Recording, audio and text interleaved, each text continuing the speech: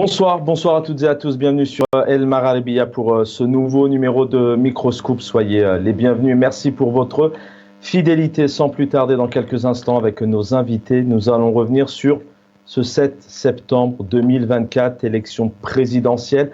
Nous sommes exactement ce 7 mai 2024, à 4 mois du jour du scrutin. Nous allons donc revenir avec nos invités sur la situation et le climat politique en Algérie d'un point de vue général, avec la sortie de plusieurs partis. Nous allons y revenir dans quelques instants, notamment l'UCP via sa présidente, candidate à la présidentielle, Zoubida Assoul, qui dit qu'il ne faut pas attendre que les conditions soient réunies. Nous écouterons aussi Madame Louisa Hanoun, notamment, qui annonce clairement que la décision, notamment de la candidate ou du candidat qui représentera le parti, sera annoncée au mois de mai. Il en va de même pour le FFS, notamment le MSP avec Abdelali Hassani, donc qui dit clairement qu'il est disposé, que le parti est disposé à contribuer au succès des élections, et pour le mouvement Hamas, par exemple, aller aux urnes, il est très important pour le parti, et pour certains, le parti qui devrait ici jouer le rôle d'allié du pouvoir. On écoutera ces partis notamment dans quelques instants à l'écran.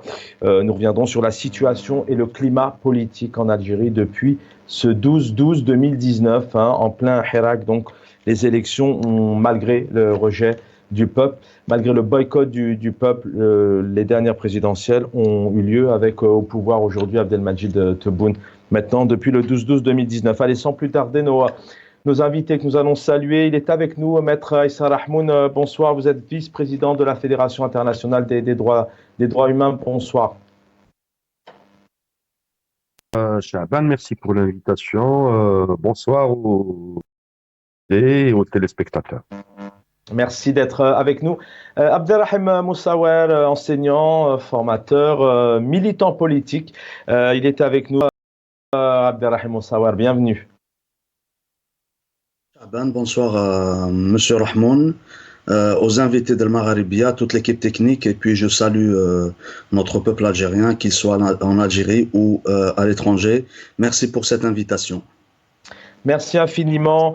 Secrétaire national du RCD, Rachid Hassani, bonsoir, vous êtes en charge de la communication. Bonsoir et bienvenue. Bonsoir Chaban, bonsoir aux téléspectateurs et bonsoir à nos amis, vos invités. Bonsoir.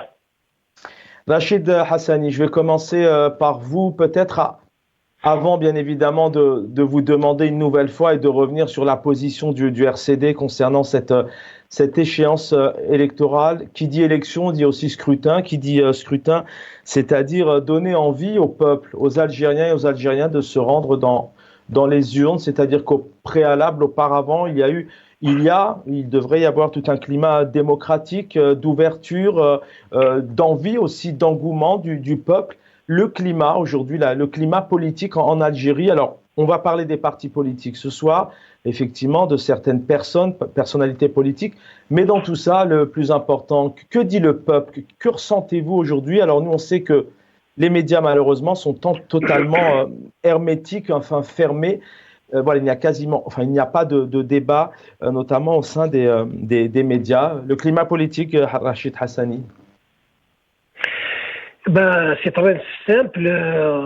Concernant notre parti, en tout cas, nous allons annoncer notre décision au moment opportun. Statutairement et d'une manière formelle, c'est le Conseil national, l'instance suprême du Congrès, qui va statuer sur la décision à prendre par rapport à cet événement. Qui aurait pu être un événement politique majeur où les Algériens auraient pu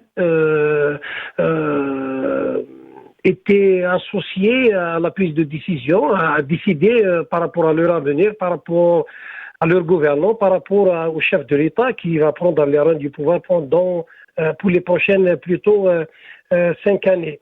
Malheureusement, aujourd'hui, depuis notamment 2020, nous assistons à une situation de gel total de la scène politique nationale. Et de ce fait, donc, cette élection entre guillemets présidentielle vient dans un climat où tout est verrouillé, tout est fermé, il n'y a pas d'espace. Il y a toujours ce climat de peur qui s'abat sur les militants, sur les associations, sur les partis politiques. Un certain nombre, ils sont nombreux d'ailleurs, d'amis politiques, journalistes ou autres sont aujourd'hui sous les verrous. Donc, je ne vois pas comment un citoyen normal, un observateur normal, un Algérien normal puisse parler aujourd'hui d'une élection dans des conditions normales. Nous assistons malheureusement encore une fois, nous allons assister encore une fois à un coup de force d'un pouvoir qui ne veut pas s'amender, d'un pouvoir qui ne veut pas s'ouvrir, d'un pouvoir qui ne veut pas ouvrir les yeux et voir tout ce qui se passe autour de nous avec tous les dangers sur le plan géopolitique et sur le plan international. Voilà la situation aujourd'hui. Je pense aussi que les Algériens aujourd'hui vont aussi bouder cette élection comme ils ont l'habitude de le faire parce que le pouvoir fait comme semble lui bon et le peuple aussi en attendant des jours meilleurs, en attendant un sursaut populaire et surtout un sursaut de l'élite pour aller vers la construction de ce rapport de force que nous n'avons jamais cessé d'appeler de nos voeux. Le peuple est mis à l'écart, le peuple ne veut pas participer, ne veut pas surtout actionner cet énième coup de force et cette mascarade électorale annoncée. Voilà la situation où on est aujourd'hui. Effectivement, dans la classe politique habituelle, les souteneurs... Oui, justement, j'y viens. Rachid Hassani, effectivement, on a dit clairement que, enfin, vous employez le terme le qualificatif notamment de mascarade. Vous n'êtes pas le seul, hein, il y a plusieurs observateurs, de militants, d'analystes, de journalistes aussi qui qualifient cette élection comme, en tout cas comme néante hein, dans son organisation, aussi dans sa sincérité.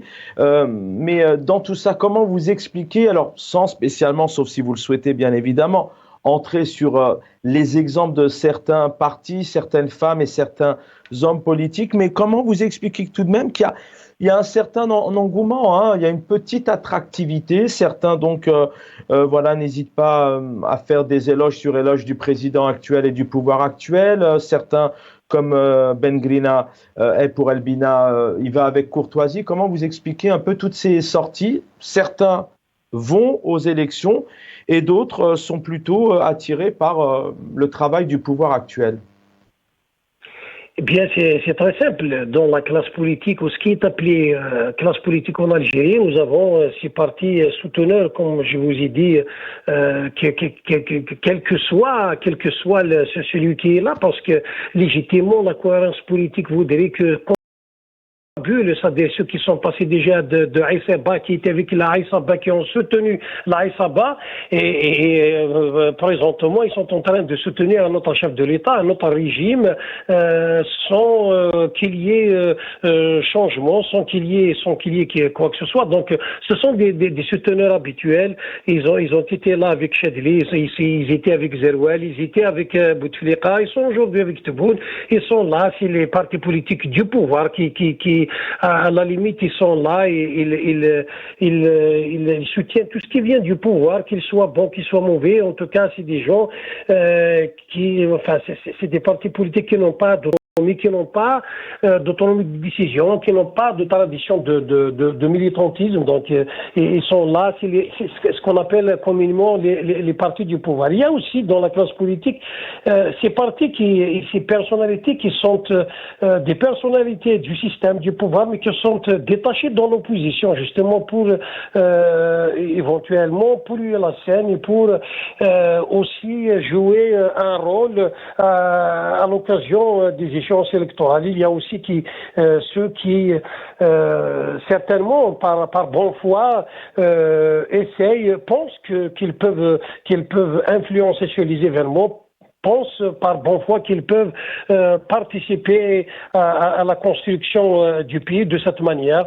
Voilà. Donc, en fait, ce que vous êtes ce que vous êtes peut-être en train d'évoquer, c'est qu'avec ce système, ces régimes en Algérie qui se succèdent et ces élections qui ne sont pas des élections, et vous employez le terme de mascarade, et vous en avez employé d'autres.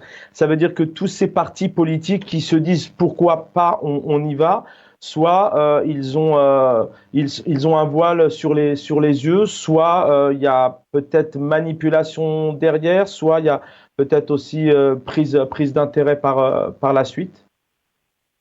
Mais il y a aussi la dernière catégorie que je voudrais citer, il y a ces partis à qui on ne laisse pas le champ, d'ailleurs c'est notre cas, on ne laisse pas trop le choix, parce que nous sommes des partis politiques, parce que nous devons évoluer, parce que nous devons faire entendre notre voix, et ils estiment qu'à l'occasion d'une échéance électorale, ça peut être une tribune pour communiquer avec la population, pour décliner leur vision des choses. C'est un avis respectable, c'est un avis de gens qui pensent qu'ils n'ont pas tout à fait le choix. La seule raison, c'est aujourd'hui, tout ce beau monde doit expliquer au peuple qu'il n'y aura pas de changement à l'occasion de cet événement politique. Et ça, c'est important. Ça doit être de la cohérence. Ça fait partie de la cohérence politique. Ça fait partie de la sincérité et de sérieux des gens politiques. Quand on voit des choses, il faut les dire telles qu'elles sont. Il n'y aura pas de changement, il n'y aura pas de véritable compétition. C'est une présidentielle ferme, il faut le dire comme ça. Maintenant, certains jugeront qu'il faut peut-être aller parce qu'il s'agira d'une tribune qu'il faut exploiter.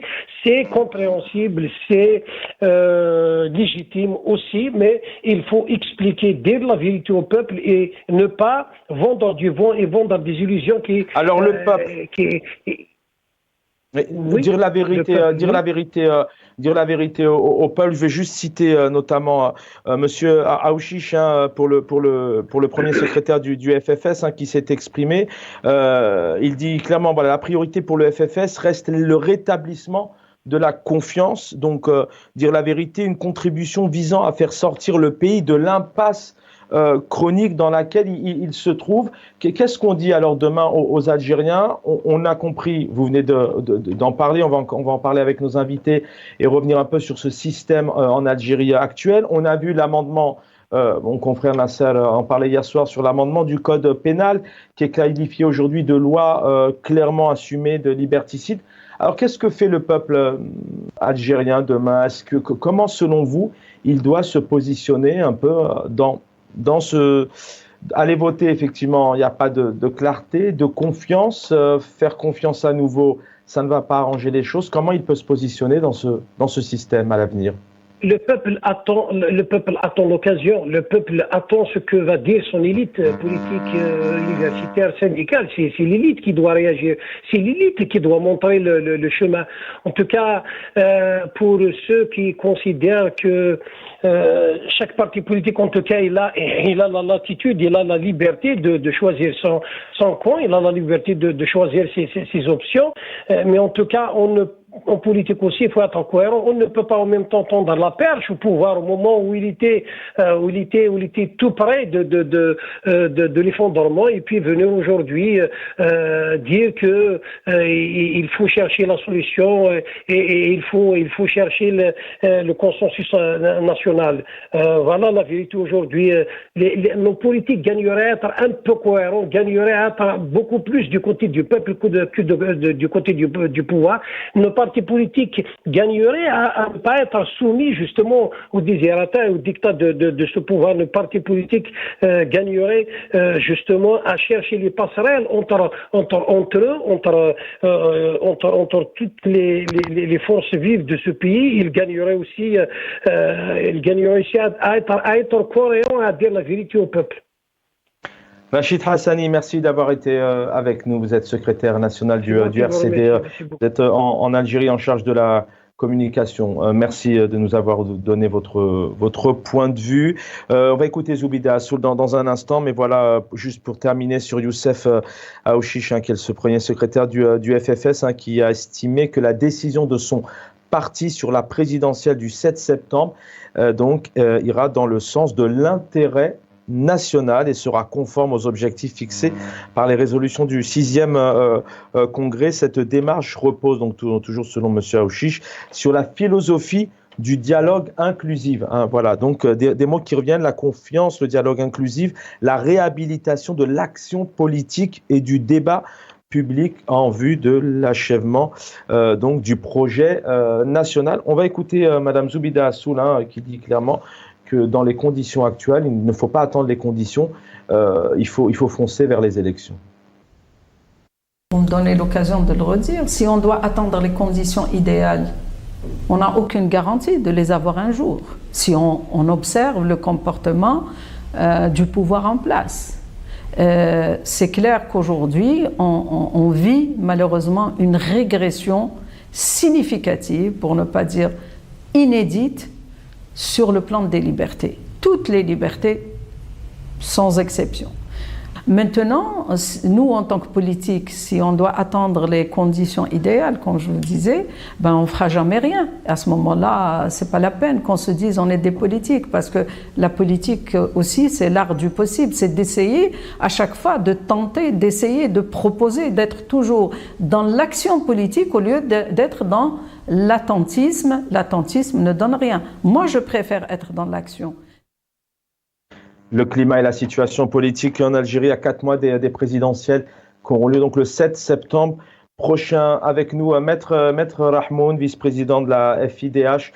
Rebonsoir, vous êtes ce soir en compagnie de Abderrahim Moussaouel, militant politique, enseignant. Maître Rahmoun, on évoque, vous pouvez revenir, c'est important aussi de revenir un peu sur les sorties de ces partis politiques qui peut-être aussi donnent de l'espoir, peut-être ont raison aussi. C'est peut-être la solution, comme le dit Madame Zoubida Assoul, qu'il ne faut plus attendre. Mais on vient aussi d'entendre notamment Rachid Hassani qui nous dit que c'est une mascarade, qui nous dit clairement, dans la situation, dans le climat, dans la démocratie actuelle, inexistante du pays, ces élections sont néantes. À voir votre point de vue, sachant qu'hier aussi, je pense, enfin, en tant que, vous l'avez vu, en tant qu'avocat aussi, que cet amendement du code pénal est aujourd'hui classé pire que tout, loi liberticide sans limite.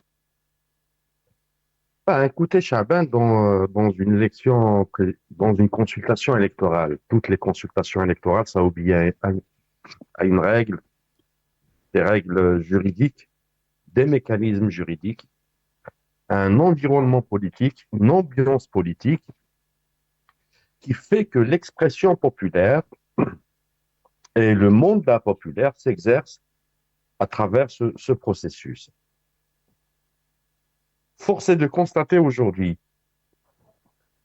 est-ce que les conditions d'une élection sont réunies? Premier point. Est-ce que l'exercice citoyen, parce que l'acte politique est un exercice citoyen. Comme disait Ahmed, c'est le droit d'avoir des droits. La question aujourd'hui, elle se pose en termes, est-ce que la société algérienne aujourd'hui, elle a ce droit d'avoir des droits, de participer à une élection, et c'est la plus importante élection pour une nation, pour un pays, l'élection présidentielle qui engage l'avenir du pays, de l'État, des générations, sur une mandature de 5 ans. 5 ans, c'est beaucoup, mais c'est trop peu aussi pour la vie d'un État, d'une nation, d'une société. Aujourd'hui, une élection présidentielle, ça se passe dans un pays, mais ça se passe aussi sur le pays. Ça se passe dans le pays, dans le sens où la volonté populaire soit respectée, les mécanismes de transition politique, d'accès au pouvoir par des moyens pacifiques, et de quitter le pouvoir aussi avec des moyens pacifiques. Ces moyens pacifiques sont garantis par une nomenclature de lois, de législation, de mécanismes juridiques, institutionnels, qui garantissent l'exercice de la volonté politique. Ça se passe sur l'Algérie, sur le plan géopolitique, comme le disait tout à l'heure Rachid Hassani, porte-parole du RCD, que je salue au passage, géopolitique sur ce qui se passe sur l'Algérie. Actuellement, on se retrouve devant une phase de l'histoire très importante. le statu quo, pas seulement sur les partis politiques, parce qu'aujourd'hui, les partis politiques doivent comprendre une chose, et heureusement qu'il y a une élite politique qui est organiquement liée à des partis politiques, mais aussi une élite politique qui ne sont pas organiquement liées à des structures partisanes. La participation citoyenne veut dire qu'il y a une participation syndicale, il y a une participation de la société civile, des médias libres, des corporations, des médecins, des avocats, des chômeurs, toutes ces catégories de la société qui font plusieurs maillons qui construisent la chaîne du développement humain, du développement économique, du développement social, du développement, tout compte fait, politique. Est-ce que ces règles, avec les mécanismes juridiques et les mécanismes institutionnels, comme la commission de surveillance des élections, qui a pour mission principale dans un pays démocratique d'assurer une transparence, une liberté, le droit d'exercer son droit de vote, tout ça, il faut le mettre et le remettre sur le tapis à chaque fois. Est-ce qu'il y a des détenus d'opinion? Est-ce qu'il y a un processus de réconciliation entre la société et l'État? Est-ce qu'il y a un processus de réconciliation entre la société et les institutions?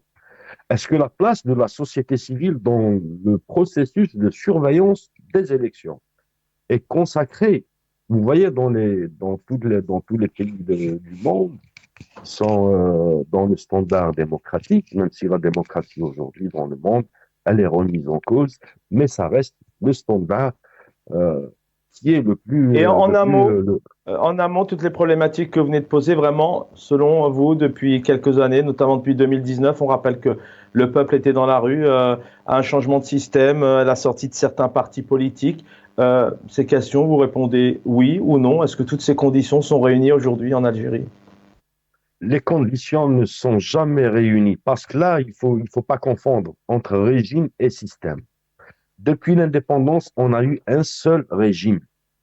Et depuis l'indépendance, on a eu plusieurs systèmes.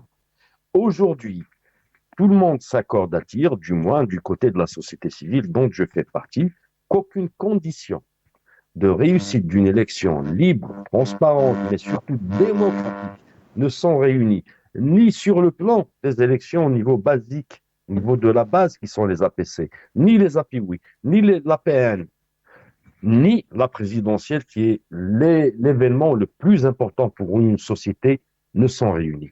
Alors, on va y aller effectivement il y a des partis qui essayent, c'est respectable. On y revient justement. Je vous interroge là-dessus, effectivement, parce que c'est important de revenir sur la sortie de tous ces partis, puisque les Algériens aujourd'hui se posent certainement cette question. Alors, que fait-on? On fait de la politique, on nous emprisonne, on a envie d'avancer, c'est pas ça. On a quand même quelques partis politiques qui ont envie de bouger. Est-ce qu'il y a réellement une base, une réelle crédibilité aussi d'aller voter pour tel ou tel parti? Est-ce que les jeux, parce que certains disent clairement que les jeux aussi sont déjà faits, que jamais on pourra avoir une madame Louisa Hannoun, une madame Zoubida Assoul, un monsieur Ben Grina, entre autres, je peux les citer tous, monsieur Hassani, arriver au pouvoir. On va écouter justement Louisa Hannoun sur cette réaction à la radio, au sein de la radio algérienne. Nous avons annoncé la participation du parti pour mettre en ordre de bataille le parti, c'est-à-dire la mobilisation générale. Nous l'avons décrété, mobilisation générale du parti, de toutes ses forces, des militants, des adhérents, des amis, parce que ça va être un combat pour la survie, pour l'existence de notre pays, pour son intégrité, et bien évidemment intégrant la nécessité d'assécher tous les viviers de la détresse et du désespoir, parce que les forces de la destruction utilisent toujours les détresses pour réaliser leurs plans. encore une fois, je reviens à la conjoncture.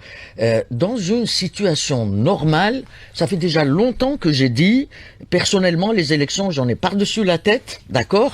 Mais là, le parti tranchera, il annoncera dans sa prochaine session, celle du comité central, le nom du candidat ou de la candidate. Donc, je n'ai pas présenté ma candidature et personne n'a présenté sa candidature.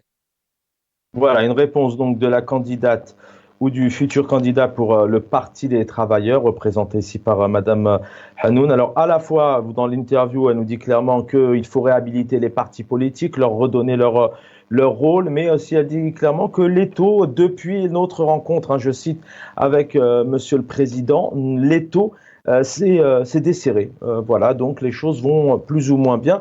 Abderrahim Moussawar, merci vraiment d'avoir patienté. Vous êtes avec nous ce soir. Bon, vous pouvez aussi revenir un peu sur le climat, même si vous en parlez souvent, ces conditions réunies. On a un peuple algérien qui est totalement absent, qui se contrefiche de cette élection. Les médias sont totalement absents. Il n'y a pas une effervescence.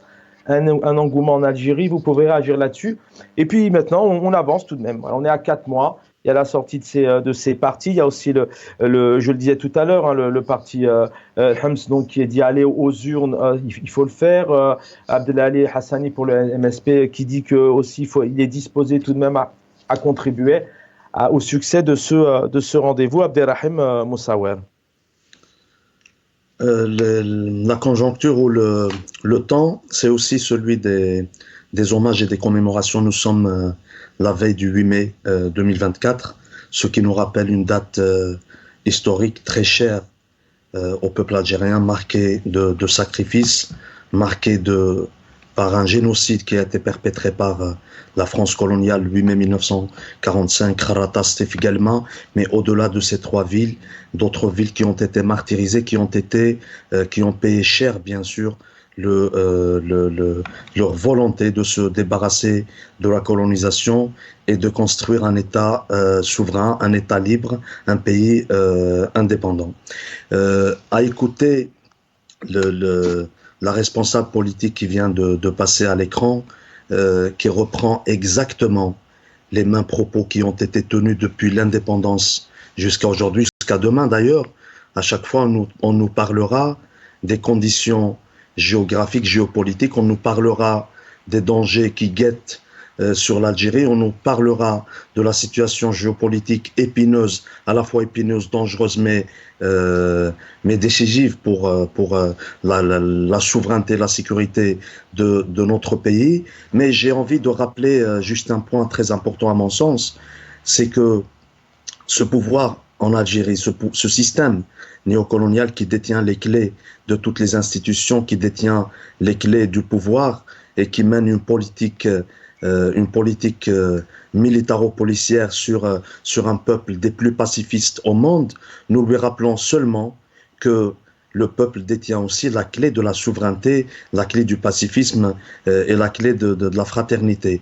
Aucune élection, aucune échéance électorale ne pourra, que ce soit en Algérie ou ailleurs, ne pourra avoir un semblant ou un minimum de crédibilité ou de démocratie lorsqu'on fait absenter volontairement le peuple. Et tu l'as bien dit, Chaban, à l'instant, un peuple qui est absenté volontairement. Je voudrais revenir à cette question du Hirak depuis 2019 jusqu'à aujourd'hui d'ailleurs. Le peuple peut-être, il rejette toute tentative, toute manœuvre électoraliste ou ou d'autres couvertures menées par le système en place, mais cela ne veut pas dire qu'il n'est pas déconnecté de la situation politique des libertés qui s'est abattue sur notre société. L'ouverture du champ politique est un des préalables indiscutables pour qu'il y ait une échéance électorale. L'ouverture du champ médiatique, il y a quelques jours de cela, le monde a célébré la journée internationale de la liberté de la presse, et nous avons des compatriotes journalistes qui croupissent aujourd'hui dans les geôles de ce pouvoir assassin. Il me semble que l'un des personnages ou l'une des situations qui pourrait qualifier ce que vit notre société, ce qu'est la situation politique en Algérie, on peut la résumer, on peut le résumer en un seul personnage, c'est Hassan El-Qadi. Il a osé faire une analyse, parler d'une éventuelle élection présidentielle de 2024, il s'est retrouvé maintenant, ça fait plus de 500 jours qu'il est en prison. Ça veut dire que nous avons un régime qui non seulement, il veut museler toute voix discordante, il veut museler de la situation économique, de la situation politique, sociale en Algérie, mais il veut orienter à sa façon le débat qui devrait se faire. D'ailleurs, nous sommes à 4 mois d'une élection telle qu'il l'a annoncé, je parle du régime. En plus, ces élections se tiendront le 7 septembre. Le 7 septembre, dans tous les pays du monde, c'est la rentrée sociale. Ça veut dire que le lendemain des vacances, à la reprise, juste après les vacances, le peuple il est amené à voter. Comment se ferait une éventuelle campagne électorale. Ça se ferait au mois de juillet, au mois d'août, sous 40 degrés dans certaines wilayas en Algérie. Donc, ça montre clairement que on a un système en face qui a perdu la raison. Mais cela ne nous empêchera pas quand même de faire tout le temps et sans arrêt des appels à la raison, parce que on sait pertinemment que même dans ces institutions de l'État, dans les administrations de l'État, il y a des hommes et des femmes qui ont toujours refusé à ce que les marasmes se fassent sans arrêt sur notre société, sur notre Alors, peuple. quand vous dites, Abderrahim Moussaouer, on va dans quelques instants écouter le responsable du parti, notamment Hamas, qui revient vraiment aussi sur les enjeux, sur les enjeux et les défis régionaux. Vous parlez d'un appel à la raison. Ça veut dire que vous, d'ailleurs, vous êtes jeune, hein, je rappelle, vous êtes enseignant, militant politique à l'étranger. La sortie de ces responsables de partis, d'ailleurs, que les Algériens voient très peu, hein, depuis plusieurs années. En l'occurrence, quand vous entendez toutes ces sorties, Mme Assoul, Zoubida Assoul, M. Osmani, M. Hassani, M. Ben Grina aussi, on en a longuement parlé. Pour vous, ça, c'est réellement, il y a de l'espoir, il y a une volonté de dire aux Algériens, ne restons pas comme ça avec ce régime, venez vers nous, c'est possible, c'est la confiance, on peut faire changer les choses ou pas. Comment vous, de votre point de vue, vous analysez un peu la sortie de ces partis aujourd'hui qui, pour certains, font quand même tout de même la pub du président? Alors, moi, il me semble que le peuple dont je fais partie, il est constant dans sa vision des choses, il est constant dans ses analyses politiques menées face à la situation dans laquelle se trouve le pays. Mais puisque vous avez cité ce personnage, Zoubida Assoul, je voudrais juste rappeler qu'elle était dans le Hirak en 2019 et elle-même, elle disait que aucune condition à cette époque-là, que les conditions ne pouvaient pas être favorables pour une élection ou pour la participation à une élection. Il me semble qu'aujourd'hui, lorsqu'on fait l'analyse de ce que disent certains politiques, de ce que disent certains responsables politiques, malheureusement, qui pensent faire partie de l'élite, même si je suis persuadé que la véritable élite se trouve du côté du peuple, ces personnages, ou plutôt ces responsables politiques, se sont eux-mêmes mis devant un fait accompli qui a été imposé par le régime.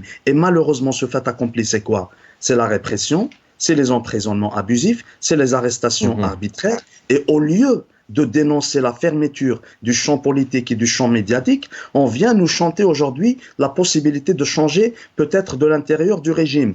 En 2019, lorsqu'il y a eu 2019-2020, lorsqu'il y a eu des manifestations par millions dans la rue, des hommes et des femmes politiques s'accordaient sur la volonté du peuple, s'accordaient sur ce que disait le peuple. Mais c'est dans les moments difficiles que l'élite doit se prononcer de la façon la plus licite et la plus respectable qui soit. Parce que là, aujourd'hui, vous avez des responsables politiques qui vous disent « Nous avons la possibilité de faire de la politique et d'aller changer les choses autrement, mais le peuple, il est bâillonné aujourd'hui en Algérie, que ce soit sur le plan social, sur le plan économique, sur le plan politique. Lorsque vous voyez ce peuple qui est sorti par des millions 2019, 2020, 2021, aujourd'hui muselé, aujourd'hui incapable de se prononcer politiquement, ça veut dire qu'il y a un problème. Et le problème n'a jamais été le peuple. Comme il l'a prononcé en 2019, c'est le garant de la sûreté et de la sécurité du pays. Merci. D'ailleurs, Merci Abdelrahim Moussawal. Je reviens à vous. Il nous reste encore un peu de temps.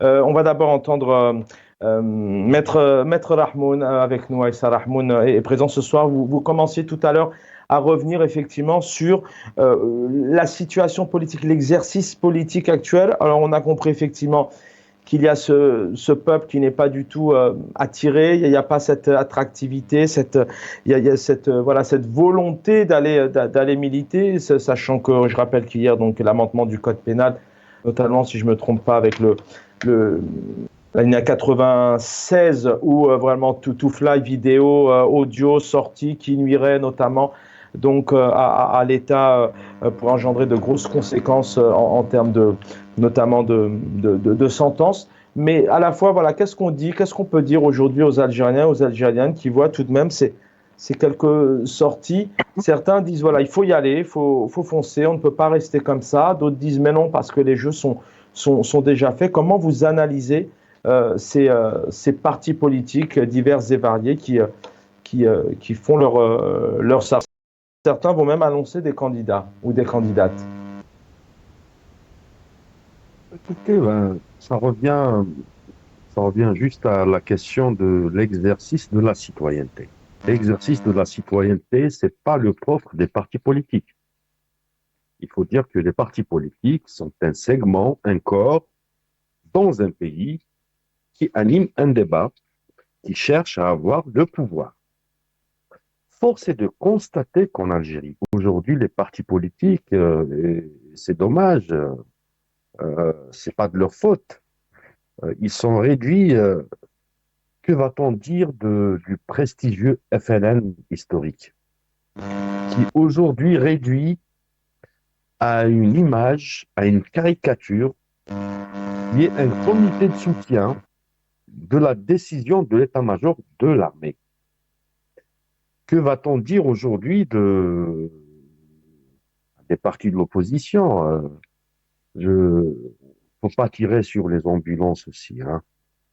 Faut pas tirer sur les ambulances dans le sens où aujourd'hui le régime a atomisé la classe politique, a atomisé la société civile, a atomisé les syndicats autonomes par une succession de lois liberticides.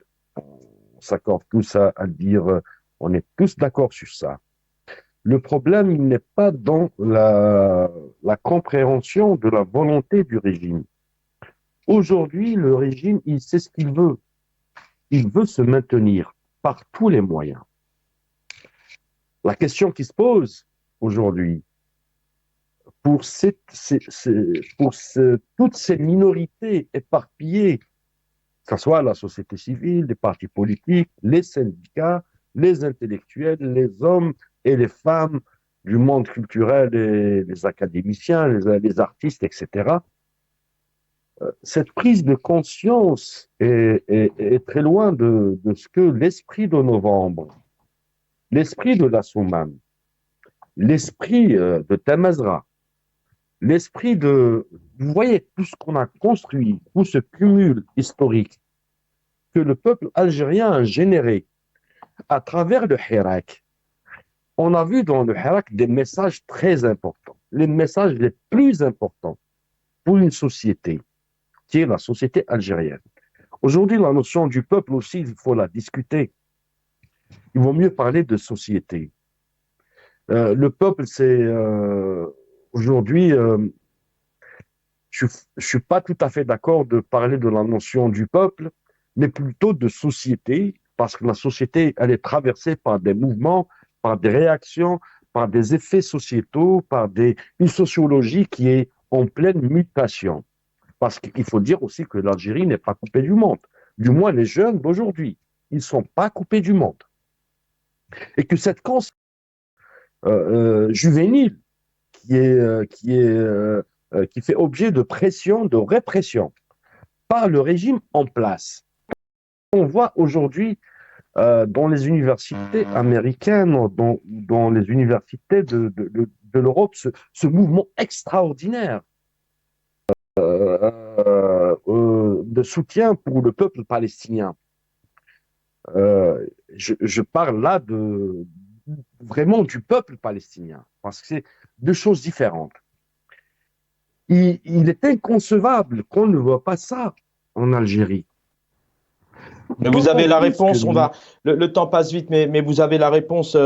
D'ailleurs, j'invite vraiment les téléspectateurs à soit retrouver les émissions d'hier ou aller sur les articles, le monde entier en parle. J'en perds mon micro, excusez-moi, mais voilà, on a les raisons de ça, pourquoi les lycées, les universités en Algérie notamment ne sont pas remplies, parce qu'il y a cette épée de Damoclès. C'est très difficile aujourd'hui en Algérie de faire de la politique. Justement, cette épée de Damoclès qui s'abat sur la jeunesse algérienne, qui est la majorité de la société algérienne. Aujourd'hui, comment ces partis politiques se taisent? Il y a des partis qui font un effort, il y a ceux qui veulent mettre du mouvement dans le statu quo, il y a etc., etc. Mais au bout du champ, pourquoi c'est au bout du compte plutôt? Pourquoi ces partis politiques se sont tus quand il y avait la dissolution des organisations de la société civile et des lois liberticides contre les syndicalistes, quand les journalistes sont en prison? Mon ami Moussaour l'a bien signalé, le cas Ihsan est un cas édifiant. Comment qu'ils se taisent devant, quand je vois les images que vous avez produites aujourd'hui à l'occasion de l'émission, dans des réunions de partis politiques, on ne voit pas de femmes qui participent à l'activité, à la vie politique. Quand ces partis se taisent, même si on aura 50 candidates à la présidentielle femmes, donner envie. Cela ne veut pas dire qu'on est dans une société qui avance, dans une société démocratique, dans une société prospère. Donner envie effectivement aux Algériens. D'ailleurs, on voit sur les images qu'il y a très peu de bases militantes. En tout cas, les images parlent d'elles-mêmes. Abderrahim Moussaouel, quasiment toujours la même mission. Très rapidement, le mot de la fin, je vais devoir rendre l'antenne dans un instant. On aura le plaisir de vous retrouver, bien sûr, très prochainement. Abderrahim Moussaouel. Alors, il est important effectivement de citer ou de parler de